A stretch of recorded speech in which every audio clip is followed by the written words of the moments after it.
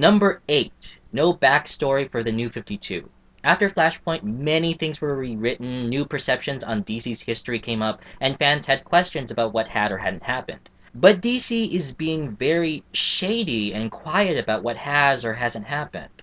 We know that this universe never had a crisis. We know that the Killing Joke happened and Barbara was put in a wheelchair, but there was no indication of whether she was Oracle or not. And even if events like Blackest Night happened exactly the way they did, how is it that the Teen Titans were involved in this? However, there were no Teen Titans before the current one. How is it that Superman's death is still in canon, but Superboy only entered continuity recently, therefore there was no reign of the Superman, bringing up a question towards Superman's resurrection? How is it that Batman supports the JLI, yet once they're cancelled, he says in Justice League they must be shut down? What happened in between pages? DC seems to be in no hurry to explain what has or hasn't happened or fill in the gaps with more concrete history and backstory, and yet they've had 2 years to do this. These are questions that you must answer, DC. Otherwise, we're just gonna keep poking holes in it, and your continuity is gonna look even more like a joke. Oh, and speaking of this continuity looking like a joke, time plays a very important role in continuity. Number 7, the 5-year timeline. To make the story seem more modern, DiDio stated that the universe only had superheroes for 5 years. The biggest question: how? Are we really supposed to believe that everything happened in Green Lantern history in the course of 5 years? 5 years. Hal killing everyone in the Green Lantern Corps, dying, coming back to life, the Sinestro Corps War, the War of Light, the Blackest Night, and getting like 5 different Green Lanterns from Earth. All of that in such a short amount of time. This isn't Power Rangers or Sailor Moon continuity here, where you face a post-apocalyptic threat every day of the year. Not to mention, we've had 4 Robins in this 5-year time span. 2 of them adults, mind you. Each of them, or at least most of them, would have been with Bruce over a certain amount of time, grow up, and develop their own identities. It's really hard to reconcile DC's continuity with this new perception, only to make their continuity look more and more like a joke. Number 6. New personalities and origins.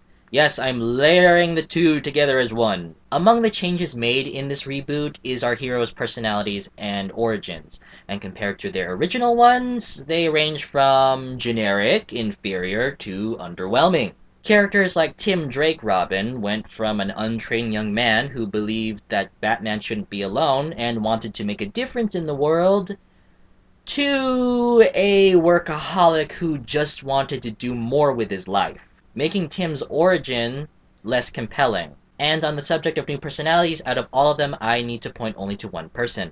Superman. When you hear his name, what do you think? The symbol of hope, truth, justice, the American way, and the most sensitive man on Earth. This new 52 Superman is aggressive, impulsive, less sensitive, rather hit things first than talk.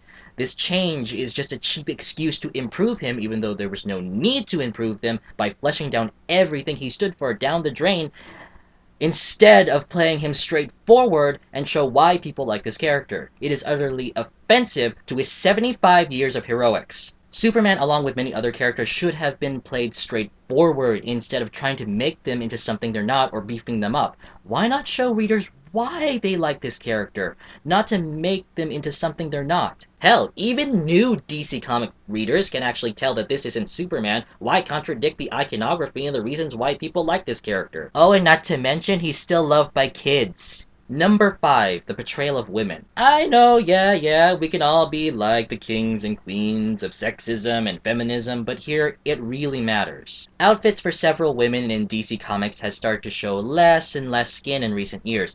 This apparently went hand in hand when making women seem more sexually active in the New 52. Catwoman got down with Batman on a rooftop in her very first issue, and Starfire slept with her new teammate, whom she had just met, mind you. Now, the defense to this would be Catwoman and Starfire were always considered very sexual characters. However, there still needs to be a good reason for having sex in comics other than showing your characters as nymphomaniacs. There's no problem with having sex in comics, just give us a good reason for having it there, don't just use it for shock value. Oh, and on the subject of sexual shock value, we have Harley Quinn. A contest was held a few months ago concerning her for a new artist to draw the character committing suicide. In several different ways, mind you, and one of them was very sexual. Suicide is something that you do not sexualize or take lightly, and certainly not put it in the hands of an untrained artist. Apparently, the sexualization of women in comics seems to be going a long way, even if it makes the female characters look bad. And given the examples that I just gave, who can blame me for calling them cheap gimmicks to manipulate readers and to sell books with sex instead of trying to tell a good story?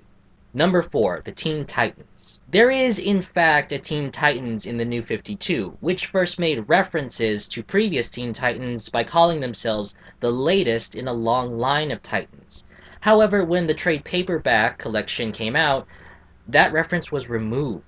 Why? If the reference was there, why not leave it alone? It seems as though the new Teen Titans, or even Jeff Johns' line of Titans for that matter, has been eliminated from history, burdening the fandom since it was one of the most successful books in all of DC, and it now has been removed from canon. Yet all the history for Green Lantern and for Batman, for the most part, is actually still intact. This deserves a place on this list because, like with so many other fans, Teen Titans was one of my favorite teams. A team that had always embraced its varied long history and showcased a very likable cast and the joys of a team consistent of teenage superheroes. No offense to Scott Lobdell, he's a nice guy, for the most part, and the current team could have been made to work. But the quality of the story and the group dynamics of the current team leave a lot to be desired and should have been put in the hands of a better writer. Number 3, No Hope.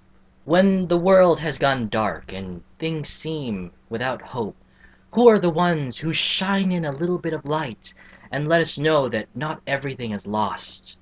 Superheroes. But apparently, one of the victims of the New 52 was the sense of hope. They spent so much time trying to beef up characters like Superman, for example, to make him more aggressive, however, had forgotten, or rather removed, the basic fundamental aspects of what makes Superman Superman, that he is the symbol of hope.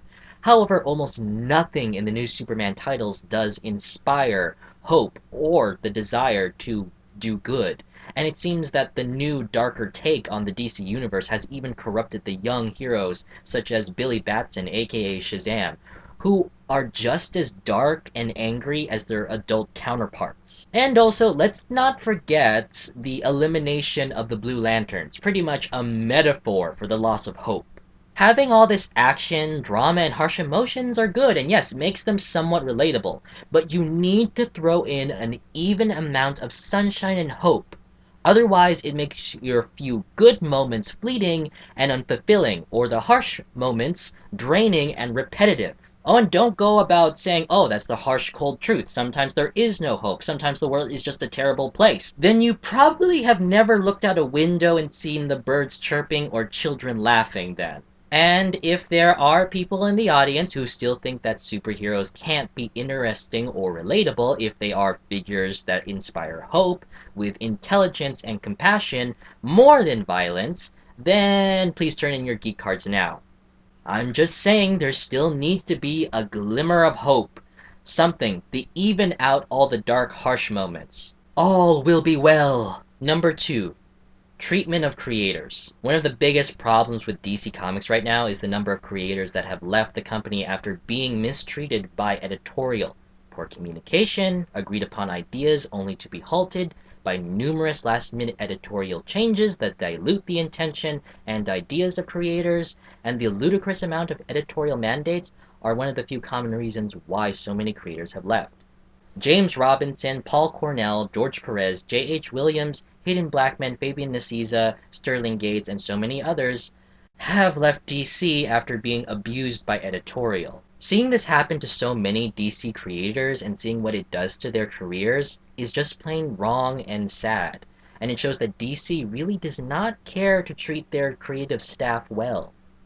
And I don't think I need to rehash the whole Gail Simone incident, but creators like J.H. Williams and Hayden Blackman put so